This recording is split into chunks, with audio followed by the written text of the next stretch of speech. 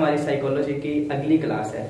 जैसे कि हम पहले भी देख चुके हैं कि साइकोलॉजी है वो एक माइंड गेम है। जितना हमारा माइंड स्ट्रांग होगा उतना ही हम ट्रेड अच्छे से कर सकते हैं। अगर हमारा माइंड नहीं स्ट्रांग, बिल्कुल वीक है या हमें मेंटली कोई इशू है, तो हम कभी भी ट्रेड में कामयाब नहीं हो सकते।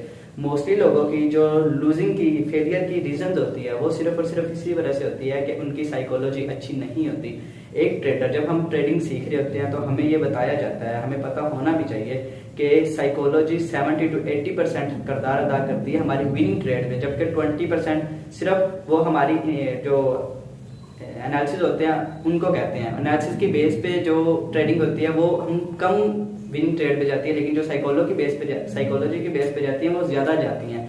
अब थोड़ा सा हम, वैसे तो ये जॉब से बिल्कुल हट के बिजनेस है, लेकिन अगर हम जॉब के लिहाज से जरा कंपेयर करें तो हमें जॉब के लिहाज से भी देखना चाहिए। मतलब कि हमें अगर हम ट्रेडिंग में एक पंचुअल बंदे नहीं है तो हम कामयाब नहीं हो सकते। जॉब का ये फायदा जरूर है कि वो हमें पंचुअल बनाता है, तो इसलिए अगर हम उससे रिलेट करें तो हमें ट्रेडिंग में भी बिल्कुल पंचुअल होना चाहिए। हमें ऑलमोस्ट डेली कम से कम ट्रेड ना लें, लेकिन हमें मार्केट की प्राइस का अंदाजा होना चाहिए कि मार्केट किस प्राइस पे चल रही है। अगर हम आज ट्रेड नहीं कर रहे, कल नहीं कर रहे, परसों नहीं कर रहे, तो हमें लेकिन उसके प्राइस का अंदाजा होना चाहिए। इससे ये होता है कि हमारे माइंड में होता है कि ये प्राइस इतना तक गई है, इतना तक गई है। अब सेकंड बात ये है कि हमें जॉब की तरह सोचना चाहिए कि यार मंथ बाद या 20-25 दिन कम से कम हमें इतना रखना चाहिए कि इसके बाद हम विड्रा लेंगे। हम क्या करते हैं कि अभी थोड़ा सा किया, वही विड्रा ले लिया, अभी क्या वही विड्रा ले लिया, अपना जो इक्विटी है वो भी थोड़ी छोटी कर देते हैं।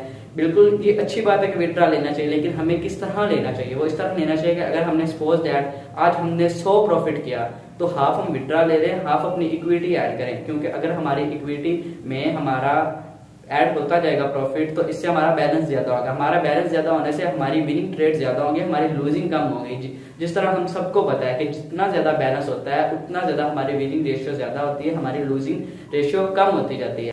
और हमारी एक मिस्टेक ये भी है कि हम पता है क्या चाहते हैं? हम चाहते हैं हमारा आज ही कैपिटल ज्यादा हो, हम चाहते हैं हम रेगुलर ट्रेड लें, हम चाहते हैं कि यार आज ही हमारे पास 50, 100, $150 आए। लेकिन ऐसा नहीं होता। मार्केट कभी भी हमेशा नहीं देती, मार्केट ने वापस भी लेना होता है, मार्केट ने अपने हिसाब से चलना भी होता है।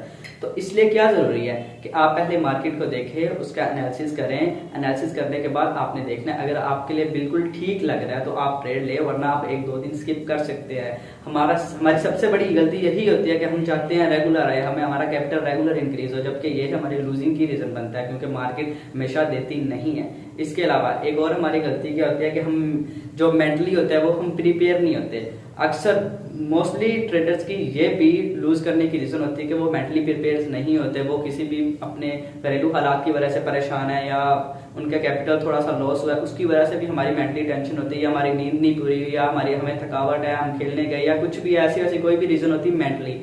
मेंटली हम खुद इतना अच्छा प्रिपेयर नहीं होते, लेकिन आके ट्रेड पे बैठ जाते हैं, और इससे क्या कि हम ऑलरेडी परेशान हैं और परेशानी में हम और ट्रेड लगाते हैं तो हम और परेशानी में चले जाते हैं। तो इसलिए हमें इन सारी चीजों पे फोकस करके जरा आगे बढ़ना चाहिए। एक और चीज वो आप ये रखें कि जब भी आप ट्रेड कर रहे हैं, आपकी अगर वो ट्रेड लॉस में गई है तो आप उसको राइट डाउन करें। जब आप राइट डाउन करेंगे, आपको रीजन, आपको सारा कुछ पता होना चाहिए कि आपकी क्यों लॉस में ट्रेड गई है, ताकि नेक्स्ट टाइम आप इन चीजों पे फोकस करें और आपकी इंशाल्लाह नेक्स्ट ट्रेड आगे विनिंग ट्रेड होगी। अगर आप इन सारी चीजों को आहिस्ता आहिस्ता करके फॉलो करना स्टार्ट करेंगे तो आप इंशाल्लाह जरूर एक दिन कामयाब ट्रेडर बनेंगे।